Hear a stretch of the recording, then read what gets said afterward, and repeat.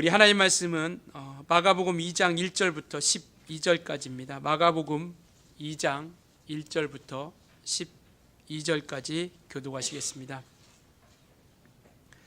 수일 후에 예수께서 다시 가버나움에 들어가시니 집에 계시다는 소문이 들린지라 많은 사람이 모여서 문 앞까지도 들어설 자리가 없게 되었는데 예수께서 그들에게 도를 말씀하시더니 사람들이 한 중풍병자를 네 사람에게 메워가지고 예수께로 올세 무리들 때문에 예수께 데려갈 수 없으므로 그 계신 곳에 지붕을 뜯어 구멍을 내고 중풍병자가 놓은 상을 달아내리니 예수께서 그들의 믿음을 보시고 중풍병자에게 이르시되 작은 자야 내 죄 사함을 받았느니라 하시니 어떤 서기관들이 거기 앉아서 마음에 생각하기를 이 사람이 어찌 이렇게 말하는가 신성 모독이로다 오직 하나님 한 분 외에는 누가 능히 죄를 사하겠느냐 그들이 속으로 이렇게 생각하는 줄 예수께서 곧 중심에 아시고 이르시되 어찌하여 이것을 마음에 생각하느냐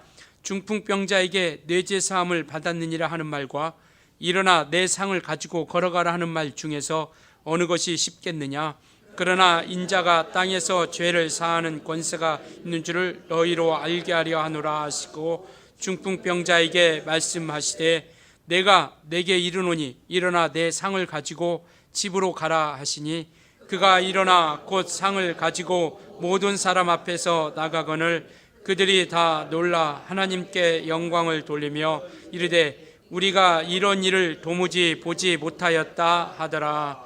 아멘. 예, 주의 날입니다. 또 주님께서 부활하신 날입니다.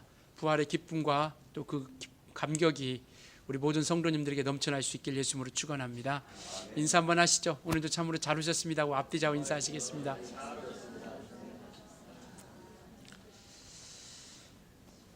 저와 여러분이 믿는 우리 하나님은 은혜로우신 하나님이십니다. 그래서 그의 은혜가 그의 사랑이 우리를 영생의 길로 그리고 생명의 길로 구원의 길로 이끌어 주시고 있는 것이죠. 그의 사랑이 아니면 또 그가 베풀어 주시는 은혜가 아니면 이 세상에 그 어떤 사람들도 구원의 길에 영생의 길에 들어설 수 있는 사람은 아무도 없죠. 그래서 주님께서는 그 아들을 우리 가운데 보내주셨고요. 그리고 그 아들을 통해서 우리에게 사랑을 확증해 주셨다라고 성경은 그렇게 말씀하고 있죠. 그 아들을 우리가 죄인 되었을 때 십자가에 못 박혀 죽으심을 통해서 우리에게 대한 자기의 사랑을 우리에게 확증해 주셨다라고 로마서 5장 8절에 그렇게 말씀하고 있습니다. 그래서 우리는 그 신앙을 통해서 그가 베풀어 주신 그 사랑을 통해서 구원을 우리가 얻게 되고 그 믿음을 통해서 우리는 영생 즉 하나님이 주신 그 천국에 우리가 이르게 되는 것이죠. 그러니까 우리는 그 구원을 베풀어 주시는 하나님 그 생명을 베풀어 주시는 그 하나님을 우리가 만나고 체험하게 되는 것이고요. 그를 통해서 우리는 구원에 대한 확증을 우리가 가졌고 그리고 우리는 천국에 대한 소망을 이 땅에서 우리가 그 육체가 있는 동안 그 믿음으로 우리가 살아가는 것이죠.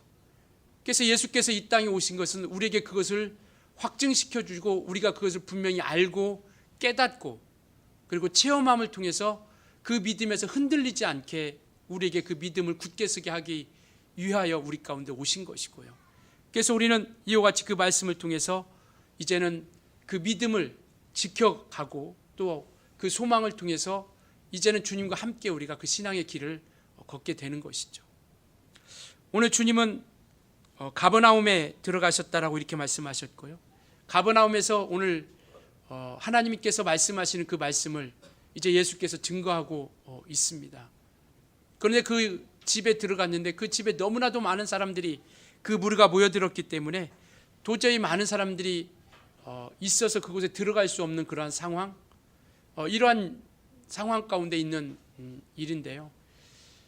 이 가버나움이라는 곳은 예수님께서 이 갈릴리 지역에서 사역을 하면서 어떤 그러한 본거지와 같이 이와 같이 근거를 삼고 사역했던 곳이 그 가버나움이거든요. 그러니까 성경에 보면 그런 지명들이 많이 나오는데요. 이 가버나움은 갈릴리라는 지역에 있는 동네죠. 갈릴리라고 얘기하면 오늘 우리나라로 얘기한다면 어떤 각 도를 이야기하고 있는 것이죠. 그래서 성경에 보면 갈릴리, 뭐 사마리아, 아니면 유대, 데가볼리 이런 지역명이 나오는데요. 이것은 어떤 각 지역의 도와 같이 그런 행정구역을 이야기하고 있습니다. 그런데 그 갈릴리 지역에서 예수님께서 거의 모든 사역들을 이루어 가죠. 그래서 갈릴리라는 그 지역에 보면 우리가 들었던 익숙한 지명들이 참 많아요. 가나라는 그러한 동네도 이 갈릴리 지역에 있는 것이고, 그러니까 갈릴리 바다 중심을 통해서 이렇게 이루어지는 것이죠. 그러니까 이스라엘 보면 맨 위쪽에 보면 데가볼리라는 그런 지역이 있고, 그 다음에 갈릴리 지역, 갈릴리 바다를 중심으로 갈릴리 지역이 있고, 그 다음에 사마리아, 그 다음에 유대, 이렇게 지역이 거의 이렇게 나눠져 있는데요. 그러니까 그 갈릴리 바다에 있는 그곳에서 예수님께서 거의 모든 사역, 거의 3분의 2가 공생의 3년 동안 3분의 2가 넘는 사역들을 그 지역에서 하고 있죠. 그래서 가나도 그 지역이죠. 예수님께서 물로 포도주가 되게 만들었던 그 역사, 혼인잔치 가운데서 그런 물이 포도주가 되는 역사, 요한복음 2장에 나와 있는 그 역사, 그리고 나사렛이라는 동네도 바로 그 갈릴리 지역입니다. 예수님께서 태어나자마자 그를 죽이려고 하는 그런 상황이었기 때문에 피신을 하죠. 애굽으로, 이집트로 피신을 합니다. 그래서 얼마 동안 있다가 다시 돌아와서 생활을 했던 곳이 바로 갈릴리 지역이거든요. 예수님의 고향이다라고 이렇게 이야기하고 있죠. 그리고 우리가 익숙한 디베라라는 동네도 있죠. 디베라는 예수님께서 부활하신 다음에 제자들에게 나타나셔서 떡과 생선을 주었던 바로 그곳, 바로 그 디베라 바다, 바로 그곳이 바로 갈릴리 지역이고요. 우리가 막달라 마리아라는 사람이 있죠. 이름이 우리가 막달라 마리아니까 막달라 마리아가 이름이라고 생각하는데요. 막달라라는 지역에 사는 마리아라는 사람이라는 것을 이야기하고 있거든요. 그러니까 막달라 마리아가 이름이 아니라 막달라라는 동네에 사는 마리아라는 사람. 그래서 막달라라는 지역은 바로 이 마리아라는 사람에게 7 귀신이 들어와서 그 7 귀신을 쫓아냈던 그러한 역사들이 있던 그 지역이 바로 막달라라는 동네죠. 이렇게 그래서 이러한 동네가 바로 이 갈릴리 지역이고, 그 갈릴리 지역 중에 하나가 이 가버나움입니다. 오늘 예수님이 들어가셨던 이곳이에요. 그래서 이 가버나움은 마태를 부르신 곳이고요. 우리가 익숙한 거 있죠. 베드로의 장모를 고친 지역이 바로 이 가버나움이고요. 그 다음에 백부장의 하인을 고친 동네가 바로 이 가버나움 동네입니다. 그래서 이와 같이 가버나움에서 거의 많은 사역들을 이루었고, 갈릴리에서 많은 역사들이 이루어갔는데, 오늘 그 가버나움에 들어간 거예요. 그곳에 이제 한 집에 들어갔는데, 오늘 우리 주인공이라고 할 수 있는 중풍병자가 나타나게 있는 거죠. 이제 이 중풍병자가 이제 고침을 받으려고 그 지역에 예수님이 오신 것을 알고 예수님을 찾으러 가는 겁니다. 만나러 가는 거죠. 근데 아까도 말씀드렸던 것처럼 성경에 나와 있는 것처럼 너무나도 많은 무리들이 있기 때문에 도무지 갈 수가 없는 거예요. 도무지 예수님 앞에 갈 수가 없고, 정말 그리고 그와 함께 그들을 메고 왔던 그 4사람, 이 중풍병자는 고민에 빠진 거죠. 어떻게 하면 예수님께 갈까? 그들의 생각은 딱 하나입니다. 어떻게 하면 예수님께 갈까예요. 그들에게 앞에 가로막고 있는 모든 장애물들이 있지만, 그들에게 사람들이 너무 많아서 도저히 들어갈 수 없는 그 상황이지만, 그럼에도 불구하고 그들은 포기하지 않고 그들이 생각했던 건 뭐냐면, 어떻게 하면 예수님께 갈 수 있을까? 어떻게 하면 예수님께 들어갈 수 있을까? 그래서 그들이 생각해내는 것이 뭐냐면, 그들이 정말 그 지붕으로 올라가서 지붕을 뚫고 내려가려고 했던 것이죠. 그들은 지붕을 하나씩 뚫기 시작하는 거죠. 뭐 상상도 할 수 없는 일 아니겠습니까? 물론 그 팔레스타인 지역의 당시의 모든 가옥들이 이런 단층으로 되어 있고 집과 흙으로서 이렇게 있었기 때문에 뭐 그렇게 어렵지는 않을 수 있겠죠. 그러나 어쨌든 주님이 그 안에서 말씀하고 있는데 지붕을 뜯는다라는 것은 우리가 기본 상식으로 생각한다라면 쉽지 않은 생각이죠. 근데 이들은 오직 딱 그거 하나입니다. 어떻게 하면 예수님을 만날까라는 것이죠. 우리가 이곳에 나와 예배하는 딱 하나 이유는 뭐냐면 바로 오늘 이 시간 예수님을 만나고자 하는 겁니다. 오늘 이 시간이 정말 예수님과의 귀한 만남 가운데 위로도 받고 평안도 얻고 힘을 얻고 소망도 얻고 병고침도 받고 구원의 역사가 있길 예수님으로 축원합니다. 이 앞에 펼쳐지는 그러한 장애물이 분명히 있지만 그는 포기하지 않았어요. 왜냐하면 예수를 만나야겠다는 그 일념 하나이기 때문에요. 사람들이 많아도 지붕이 있다 할지라도 그에게는 걸림돌이 되지 않았죠. 우리 신앙은 바로 이겁니다. 주님 앞에 나오고 주님과 함께하는 일에 우리는 끝까지 우리가 포기하지 않고 우리가 달려가야 된다라는 것이죠. 그래서 성경은 경주하는 자와 같다라고 이렇게 말씀하고 계세요. 우리는 지금 경주하는 자입니다. 그렇기 때문에 그 결승점까지 우리는 오늘도 내일도 끊임없이 주님이 오시는 그날까지, 우리 육체가 마감하는 그날까지 포기하지 않고 좌절하지 않고 뒤돌아가지 않고 우리는 끝까지 포기하지 않고 그 믿음을 향해서 우리가 달려가고 있는 것이죠. 왜 어려움이 없겠습니까? 믿음을 걷고 가는 이 상황 가운데서, 이 삶 가운데서 정말 이 중풍병자를 메고 왔던 이 네 사람과 중풍병자처럼 수많은 장애물들이 분명히 우리 앞에 펼쳐지고 있지만 그럼에도 불구하고 우리가 포기하지야만 할 것은 바로 그곳에는 생명이 있기 때문에요. 구원이 있기 때문에, 영생이 있기 때문에 이와 같이 나간 것이죠. 그래서 그들은 정말 상상도 할 수 없는 기상천외한 그 방법을 통해서 지붕을 뚫기 시작했고, 마침내 그 네 사람은 지붕을 뚫고 그 환자를, 중풍병자를 그 주님 앞에 내리기 시작한 것이요. 그런데 여기서 주님은 정말 우리가 상상도 할 수 없는 중풍병을 고침받고자 하고 왔던 그에게 주님께서는 정말 뜻밖의 말씀을 그에게 들려주고 있어요. 병 고침받으러 온 그에게 전혀 뜻밖의 일을 그에게 말씀하고 있는데, 예수님이 뭐라고 말씀하십니까? 그에게 내 죄 사함을 받았느니라라고 이렇게 이야기하고 있는 거예요. 병 고침받으러 온 그에게 내 죄 사함 받았느니라라고 이렇게 말씀하시는 겁니다. 이 말은요, 우리가 그냥 무감각하게 들을 수 있는데요, 이들에게는 충격인 겁니다. 그곳에 있는 서기관을 비롯해서 그곳에 있는 많은 무리들은요, 그 말을 들은 이 사람들은 충격이에요. 왜냐하면 오늘 서기관이 고백하는 것처럼 6절 7절을 그렇게 이야기하고 있죠. 어떤 서기관들이 거기 앉아서 마음에 생각하기를 이 사람이 어찌 이렇게 말하는가? 신성 모독이로다. 오직 하나님 한 분 외에는 누가 능히 죄를 사하겠느냐? 죄를 사해 주시는 분은 유일하신 하나님 한 분인데, 예수님께서 오늘 5절에 말씀하고 있는 것처럼 예수께서 그들의 믿음을 보시고 중풍병자에게 이르시되 작은 자야 내 죄 사함을 받았느니라라고 이렇게 말씀을 하신 거예요. 그러니까 서기관도 그 말을 듣는 것은 충격이었고 그곳에 있는 사람도 충격이었죠. 어떻게 감히 이가 누군데 감히 죄를 사해 줄 수 있을까? 오직 죄를 사해 줄 수 있는 분은 유일하신 참 하나님, 그분 한 분인데, 그러게 이 말씀은 얼마나 예수님에게도 위험하고 그 말을 한 모든 환경이 참으로 어려운 환경이죠. 그러니까 예수님이 이 말씀을 하셨다는 것은 바로 예수님을 죽이게 하는 말씀이거든요. 서기관과 바리새인들은 그것을 안 겁니다. 왜냐하면 율법에 신성을 모독하는, 하나님을 모독하는 자들에게는 죽음을 면치 못한다라고 이렇게 말씀하고 있거든요. 그를 반드시 죽일 것이다라고 그렇게 말씀하고 계세요. 그런데 예수님이 당신이 내 죄 사함 받으니라고 이렇게 말씀을 한 겁니다. 그러니까 그들에게는 이것이 정말 신성 모독죄고 마땅히 죽어야 할 죄라는 것을 말씀하고 있죠. 그래서 서기관들이 그렇게 이야기하는 겁니다. 오직 하나님 한 분 외에는 누가 능히 죄를 사하겠느냐? 물론 말은 못하죠. 그 속으로 그렇게 생각하는 겁니다. 맞습니다. 서기관은요, 율법학자입니다.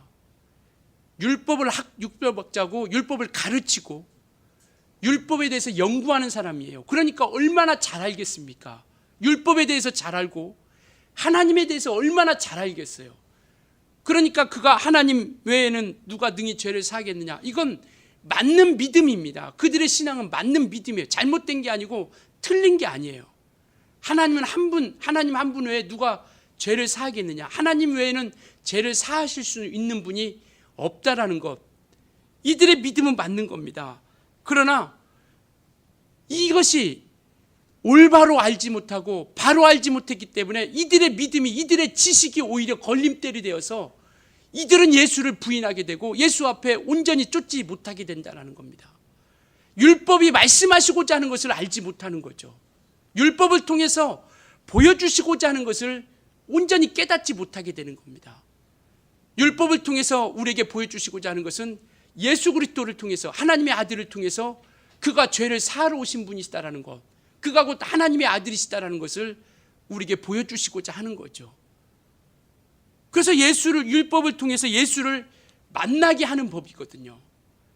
그러니까 그들의 지식이, 그들이 가지고 있는 그 믿음이 온전하지만 오히려 그것이 잘못된 믿음은, 온전한 믿음을 갖지 못함으로 인해서 예수를 만나지 못하는 그러한 어려움을 겪게 되는 것이죠. 오늘 우리가 분명하고 확실하게 가져야 할 믿음이요, 우리가 온전치 못하고 잘못 알면, 그래서 오늘날 얼마나 많은 사람들이 미혹되어서 이단으로 빠지고 잘못된 길을 걷고 있습니까? 그게 온전한 길인지 알고 그게 잘못된 길인지 모르고 그게 너무나도 잘 가고 있다라고 생각하고 그렇게 길을 걷고 있지 않습니까? 그래서 성경에 보면요, 계속해서 이야기하는 게 뭐냐면 거짓 선지자들을 삼가라라는 겁니다. 적그리스도와 거짓 선지자들을 삼가라. 왜? 이가 예수 그리스도라고 해서 자꾸 온전치 못하게 잘못 가르치고 있다라는 겁니다. 그래서 우리는 우리의 신앙은요, 분명하고 확실하게 알아야 된다라는 겁니다. 그렇지 않으면 우리를 미혹하는 소리에, 우리를 현혹하는 그 소리에 넘어질 수밖에 없어요. 그래서 이것도 좋고 저것도 좋고 여기도 좋고 저기도 좋고 그냥 종교 생활 한다 생각하여 이 종교도 좋고 저 종교도 좋다라고 그렇게 생각하는 것이죠.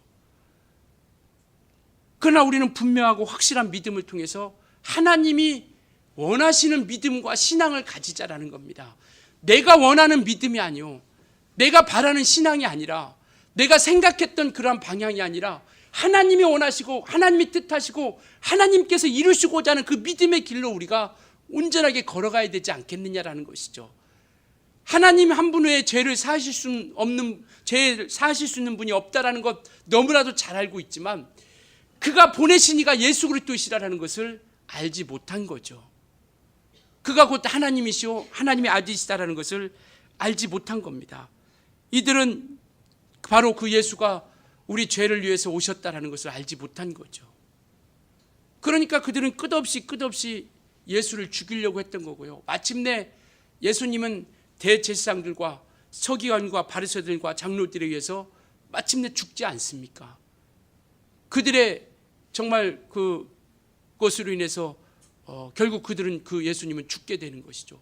가장 잘 섬기고 하나님에 대해서 가장 잘 알고 있다는 그들에 의해서 오히려 로마 총독들이나 이 사람들은 오히려 살려주려고 하죠. 근데 유대인들은 오히려 그를 죽이려고 했다라는 거, 예수를 죽이려고 했던 거죠. 그래서 이와 같이 우리는 정말 예수가 하나님의 아들이시라는 것을 알지 못한 그 믿음의 결과가 바로 예수를 죽이게 되는 그러한 일을 초래하게 되는 것이죠. 그래서 요한복음 1장 5절에도 보면 그렇게 말씀하고 있습니다. 어둠 가운데 있는 이 세상 가운데 빛이 왔는데 그런데 그 어둠이 그 빛을 깨닫지 못하더라라고 이렇게 말씀하고 있어요. 빛 대신 예수님이 어둠 가운데 찾아오셨지만 그러나 이 어둠은 그 빛을 깨닫지 못하더라라고 이렇게 말씀하고 있죠. 그런 바로 이와 같이 정말 예수님께서 오늘 죄의 사함을 받았느니라라고 하는 것은요, 사람으로서의 말씀하신 것이 아니라 하나님의 권위를 가지고 말씀하신 거예요.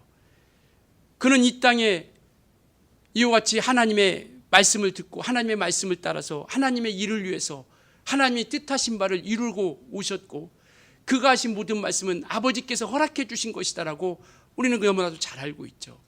따라서 예수님께서 오늘 내 죄 사함 받으니라라고 이렇게 할 수 있는 것은요, 하나님의 권위로서 말씀하시는 겁니다. 사람으로서가 아니라.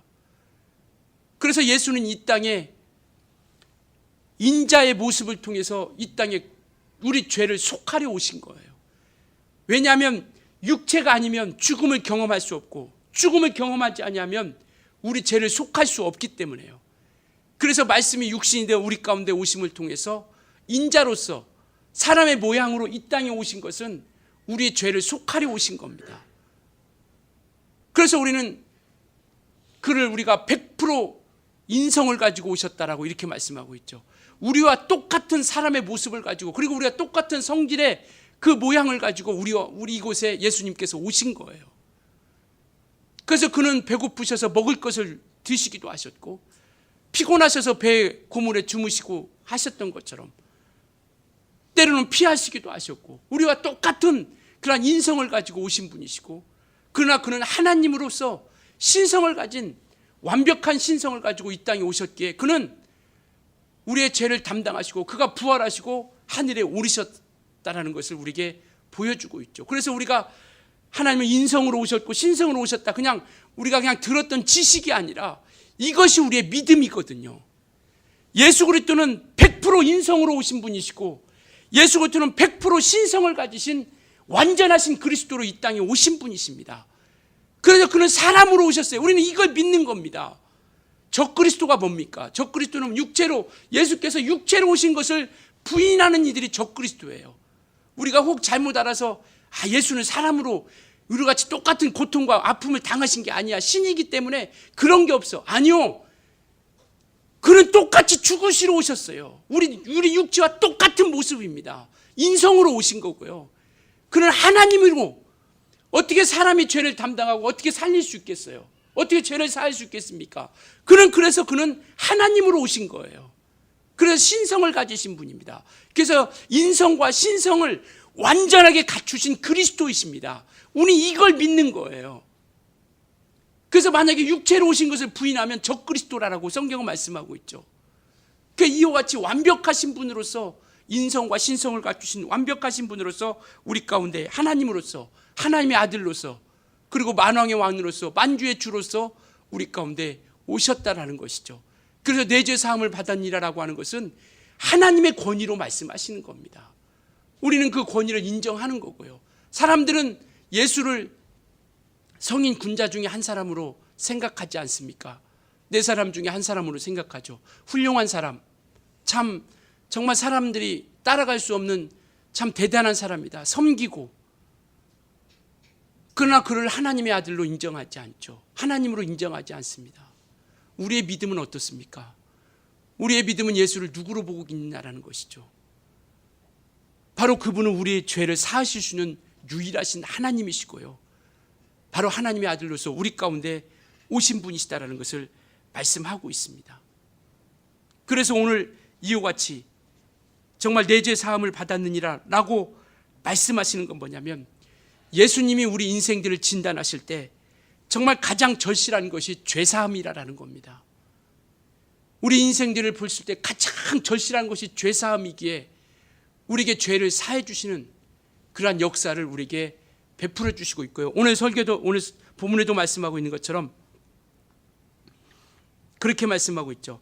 10절에 그러나 인자가 땅에서 죄를 사하는 권세가 있는 줄로 너희로 알게 하려 하노라 하시고 중풍병자에게 말씀하시되, 인자가 즉 예수 그리스도가 이 땅에 오신 이유는 죄를 사하는 권세가 있다는 것을 알게 하려 합니다. 즉 우리에게 체험케 하려 합니다라고 이렇게 이야기하고 있는 겁니다. 여기서 알게 한다는 것은 머리로 지식으로 한다는 것이 아니라 그가 죄를 사해 주시는 분이시다라는 것을 우리 모두가 체험케 하려 합니다라고 이렇게 말씀하고 있어요. 그래서 우리는 예수께서 이 땅에 피 흘려 주러 오셨고 죄를 사하러 오셨다라는 것을 우리가 그것을 체험하고 깨닫고 알물 통해서 우리는 그 믿음을 가지고 끝까지 우리가 함께 나아가는 겁니다. 그 예수께서는 이 땅에 죄를 사하시러 오신 하나님이시다라는 것이죠. 이것을 믿는 것이고요. 오늘 그들에게 이야기합니다. 그렇게 생각하고 있는 이들에게 9절에 어떻게 하나님 한 분에는 누가 죄를 사할 수 있겠느냐라고 생각하는 그들에게 9절에 이야기하고 있죠. 중풍병자에게 내 죄 사함을 받았느니 하는 말과 일어나 내 상을 가지고 걸어가는 말 중에서 어느 것이 쉽겠느냐. 정말 이거 참 고민 중에 고민이죠. 우리가 항상 이 말씀 볼 때마다 고민하는 게 그거잖아요. 어느 것이 쉽지? 죄 사하는 거하고 병 고침 갖는 거 어느 게 쉽지? 근데 들어보면 설교할 때마다 설교자들마다 이게 다 다양하지 않습니까? 어떤 분들은 죄 사함 받는 게 쉽다라고 하고, 어떤 분은 상을 가지고 걸어가는 것이 쉽다고 이야기하고. 하나님 편에서 보면 죄사함 받는 것이 가장 힘든 거죠. 왜? 아들을 죽여야 되니까. 예수 그리스도께서 죽으셔야 되니까요. 근데 인간 편에서 보면, 사람들 편에서 보면 어느 것이 쉽겠어요? 죄사함 받는 이라고 하는 것이 훨씬 쉽지 않습니까? 우리가 죄사함 받았어 얘기는 쉽게 하는데, 당신 고침받 이 시간 당신 일어나서 나가는 것이 어느 것이 쉽겠어요? 그러니까 하나님 편에서 보면 죄사함 받는 것이 어려운 겁니다. 근데 그럼에도 불구하고 왜 죄사함 받으라고 하나고 이렇게 말씀하시냐면, 주님이 하나님의 아들로서 이 땅에 오신 이유가 뭐냐면 죄를 사하러 오셨기 때문인 겁니다. 그분만이 유일하게 죄를 사하실 수 있는 분이시기에 그가 이 땅에 오서 내가 하나님의 아들이요 하나님이심을 그에게 보여주면서 내가 죄를 사하노라라고 우리에게 알고 깨닫게 하려 하십니다라는 것을 말씀하고 있는 것이죠. 그래서 우리가 이와 같이 죄사함 받은 그들에게 주님께서 뭐라고 말씀하시냐면, 마침내 내 상을 들고 집으로 가라라고 11절에 그렇게 말씀하고 있죠. 내가 내게 이르노니 일어나 내 상을 가지고 집으로 가라 하시니라고 이렇게 말씀하고 있죠. 죄사함 받는 그곳에 하나님이 주시는 기쁨이 있고, 죄사함 받은 그들에게 하나님이 주시는 평안이 있고, 죄사함 받은 그들에게 하나님이 주시는 치료의 능력이 있다라는 겁니다. 이사야서에 보면 그렇게 말씀하고 있죠. 하나님과 우리 사이에 가로막고 있는 것이 있는데 그것이 무엇이냐면 죄라라고 이렇게 말씀하고 있죠. 죄가 너와 우리 사이에 가로막고 있다라고 이렇게 말씀하고 있어요. 그래서 예수님이 오시면 우리의 죄를 사해 주시고 흰눈같이 깨끗게 해주시고 정하여 주신다라고 이렇게 예언하고 있죠. 예수께서 오심으로 말미암아 죄를 사해 주시고 그 죄사함 받은 그들에게 평안도 주시고 기쁨도 주시고 감사도 주시고 능력도 주시고 이적도 허락해 주시는 겁니다. 죄사함 받은 그들을 통해서 이와 같이 우리는 그래서 이와 같이 죄사함 받은 우리를 통해서 죄와 함께 죄가 사라짐을 통해서 우리에게 주시는 그러한 은혜와 생명이 우리 가운데 가득하게 되는 것이죠. 우리가 이곳에서 보면 서기관들과 또 병고침 받은 그리고 죄사함 받은 중풍병자가 우리가 있다라는 걸 보게 됩니다. 이들은 똑같은 소리를 듣죠. 똑같은 말씀을 듣습니다. 하나님 말씀을 듣죠. 그런데 중풍병자에게는 죄사함 받은 역사와 중풍병인 치료함 받는 역사가 일어나고, 서기관들은 똑같은 말씀을 듣지만 그들에게는 오히려 주님을 반감하게 만들고 주님을 죽이는 일에 그들이 쓰임받게 되는 것이죠. 우리는 지금 소리를 들으려고 이곳에 앉아 있는 거 아닙니다. 사람의 소리를 들으려고 하는 것이 아니라, 들려지는 소리를 들으려고 온 것이 아니라 하나님의 말씀을 들으려고 하는 겁니다. 우리가 성경을 보는 것은 글을 보고 이야기를 읽고자 하는 것이 아니라 주의 말씀을 듣고자 하는 거예요. 진리를 듣고자 하는 겁니다. 사도 바울이 다메섹 도상에서 그가 이제 예수 믿는 사람들을 죽이려고 이와 같이 올라가고 있을 때 다메섹 도상에서 그에게 소리가 들립니다. 뭐라고 소리가 들리냐면, 사울아 사울아 어찌하여 내가 나를 핍박하느냐, 누구십니까? 나는 네가 박해하는 예수다 라고 이렇게 이야기하고 있죠. 근데 그 성경에 보면 뭐라고 말씀하고 있냐면, 많은 사람들이 있었지만 그 사람들은 소리는 듣고 무슨 말인지를 알지 못했다라고 이렇게 말씀하고 계세요. 바울은 분명하게 들은 겁니다. 주님의 음성을 들은 거예요. 소리를 들은 게 아니라. 그런데 많은 사람들은 소리를 들었는데 그게 무슨 말인지 알지 못했다라고 이렇게 이야기하고 있어요. 오늘 우리는 사람의 소리를 들으려고 온 것이 아니라 진리를 만나려고 온 겁니다. 하나님의 말씀을 들으려고 온 거예요. 죄사함을 받는 그분의 음성을 우리가 들으려고 이곳에 온 겁니다. 그냥 스쳐가는 소리로, 나와 상관없는 소리로 들려지는 것이 아니라 내 심령 가운데, 내 영혼 가운데 그 말씀이 들려져서 이제는 그 말씀이 나를 통해서 역사하여 뇌죄 사함 받는이라는 그런 음성과 함께 내 상을 들고 일어나 가라라고 하는 그 음성과 함께 우리는 그 말씀 가운데 순종하며 말씀의 역사를 이뤄갈 수 있길 예수로 축원합니다.